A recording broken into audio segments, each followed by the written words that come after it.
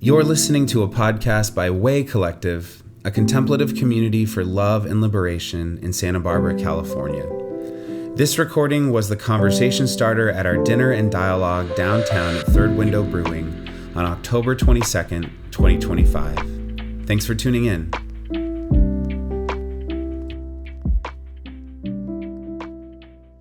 Well, good evening, friends.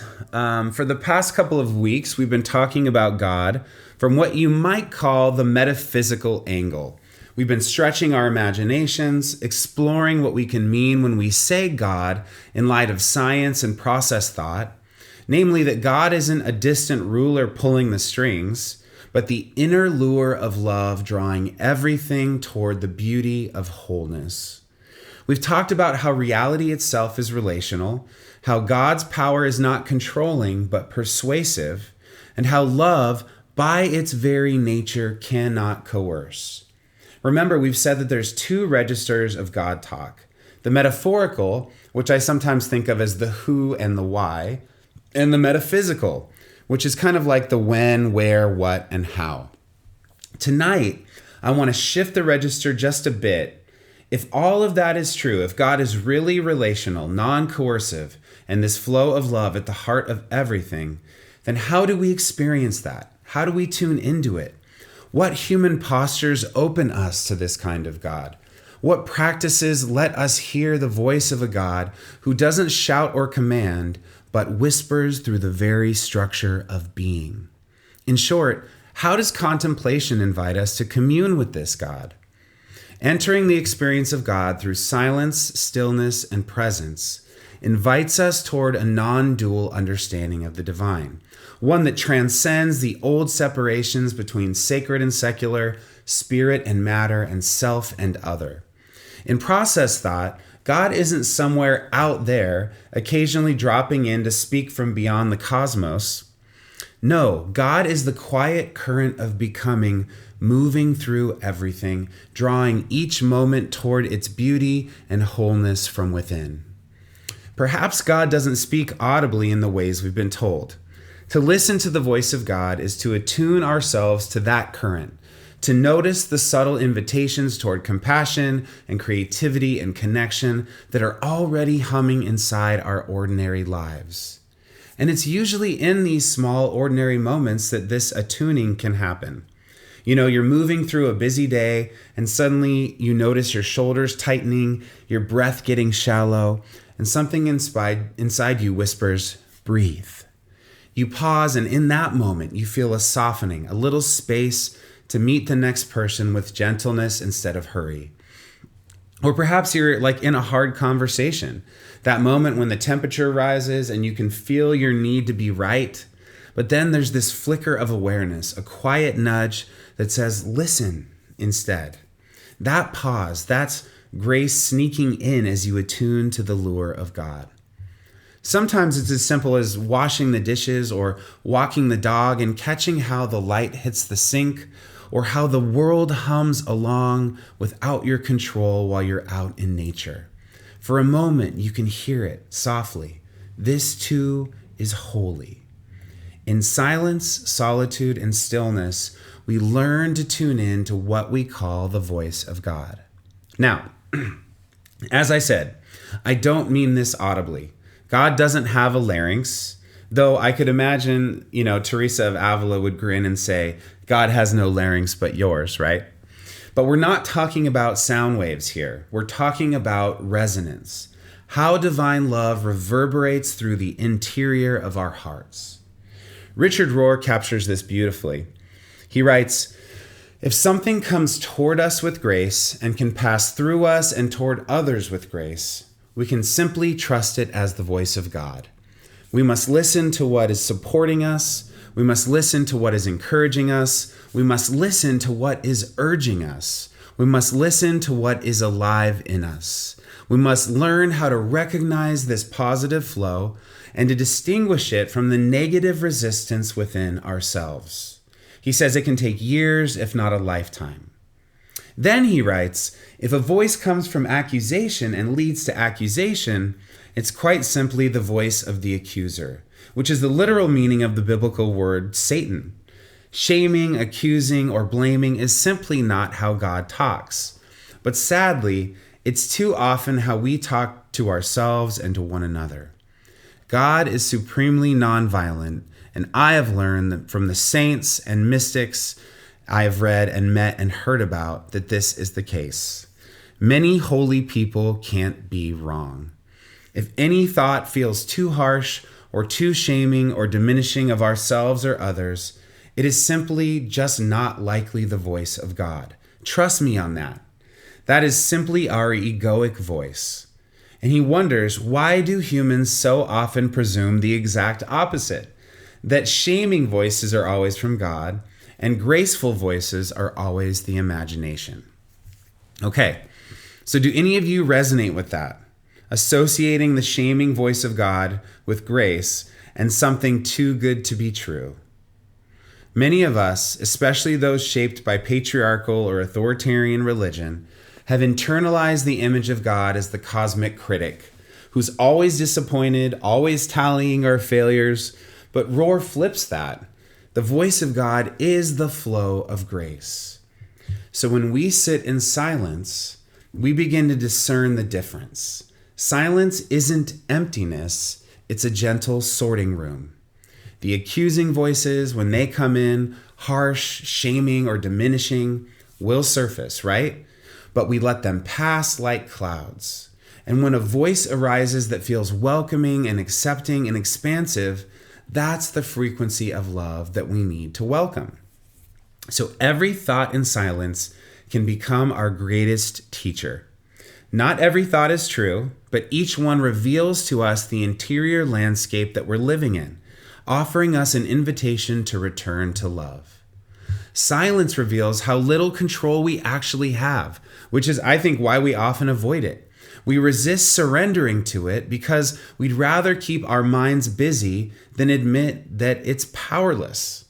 But by resisting silence, we also resist the peace that can only emerge through this surrender.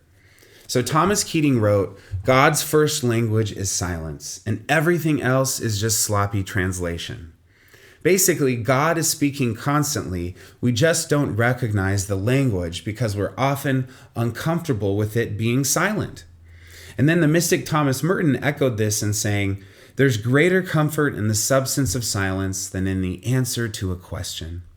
He says, "In this hour I shall cease to ask them, and silence shall be my answer.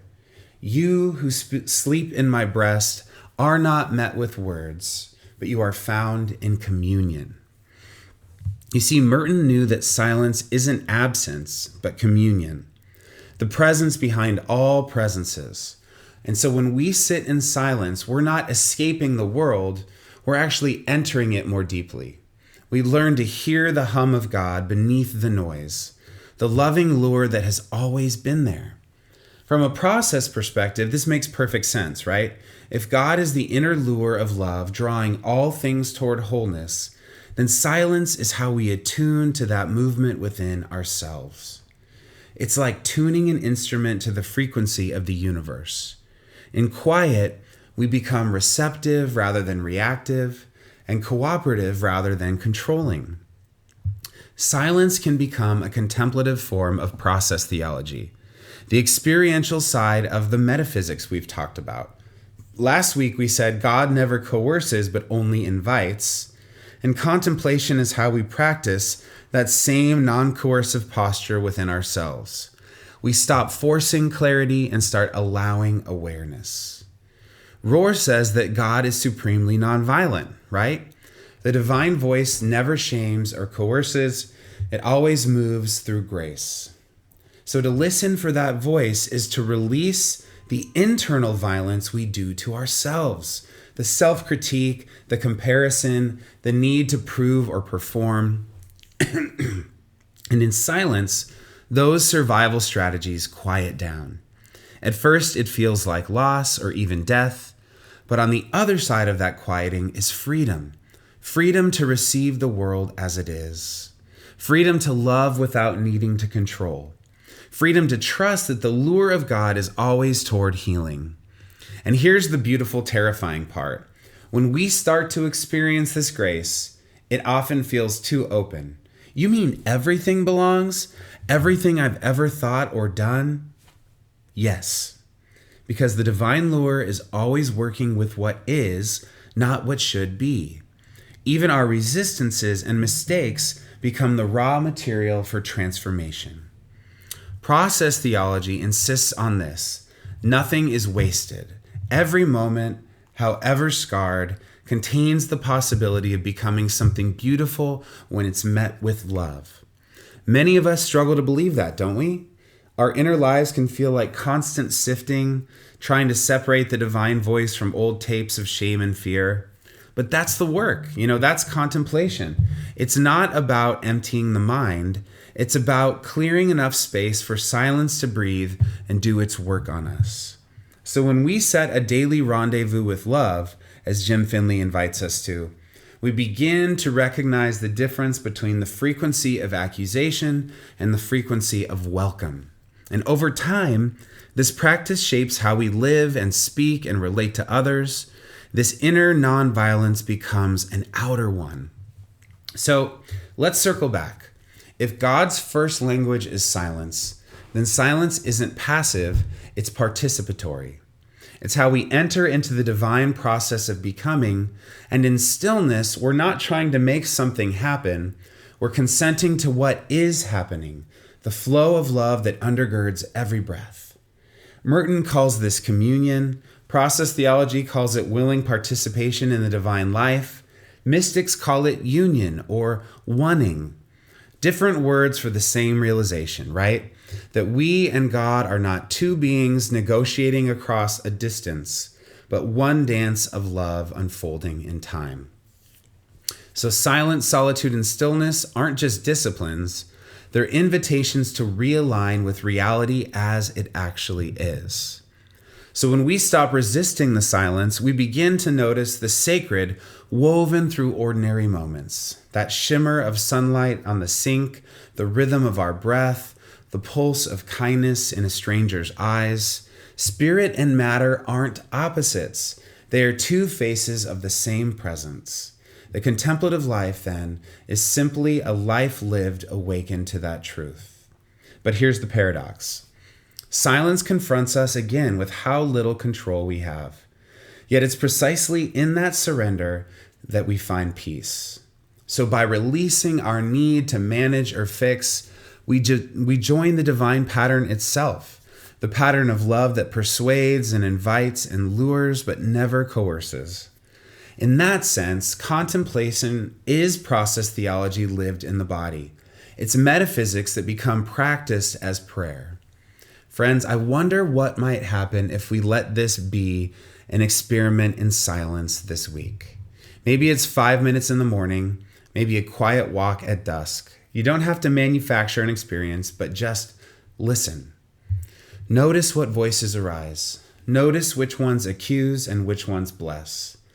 Let the harsh voices pass like the clouds, and welcome the gentle ones that invite us into deeper life. Remember Rohr's wisdom. If something comes toward us with grace and can pass through us with grace, then we can trust it as the voice of God. Remember Keating. God's first language is silence. And remember Merton, you who sleep in my breast are not met with words, but with communion. And remember what we've learned from process thought. God isn't an outside observer speaking from the clouds. God is the inner lure of love, humming through everything, always calling us toward wholeness.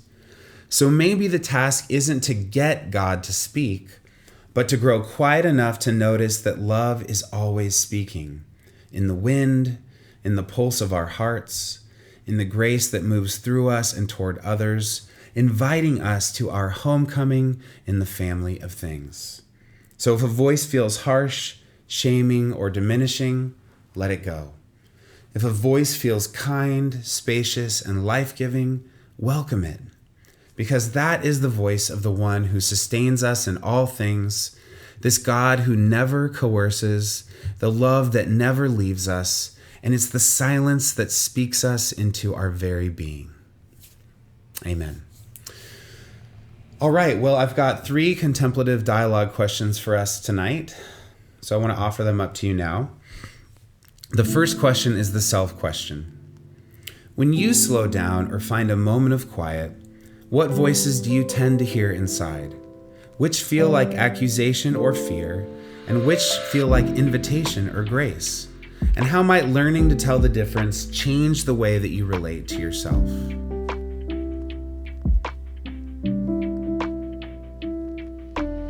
Number 2, the sacred question. Thomas Keating said that God's first language is silence. How do you experience silence? Is it as absence, discomfort, peace, or something else? And what might it look like to begin trusting silence as communion rather than emptiness?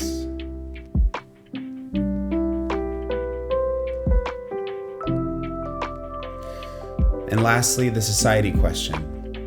If God's power is non-coercive love and contemplation trains us to listen rather than control, how might that shape the way we move through a world full of noise, conflict, and urgency? And what could a community formed in that kind of quiet love offer to the wider world?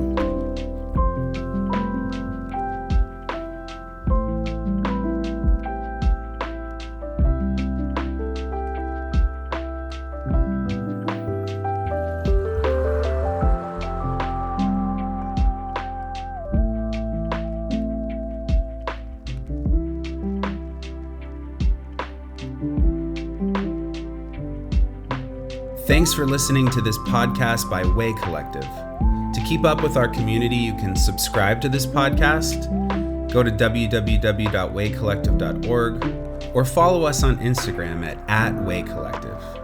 Peace and every good, y'all.